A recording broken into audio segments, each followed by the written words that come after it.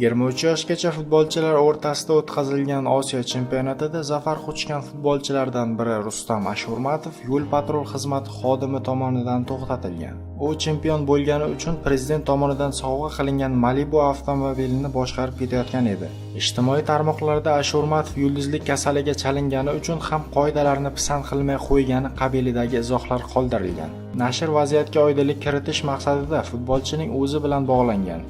Ijtimoiy tarmoqlarda fikr bildirilganchalik ish bo'lgani yo'q. Ertalab mashg'ulotlarga ketayotgan vaqtimda yo'l-patrul xizmati xodimi to'xtatdi. Yo'l chetida to'xtadim va hujjatlarimni taqdim etdim. U hujjatlarimni tekshirdi va qachon davlat raqamini taqishimni so'radi. Men 2-3 kunda davlat raqami olishimni aytdim va hujjatlarimni qaytib oldim. Boshqa hech qanday gap yo'q. Qoidani ham buzmadim. Qonun oldida chempion ham, oddiy inson ham barobar. Shuni tushunib yo'l qoidalariga bo'ysunamiz. Ularni buzadigan bo'lsak, xuddi futboldagi kabi qoida buzganimiz uchun jazolanishimizni yaxshi anglaymiz, degan Ashurmatov.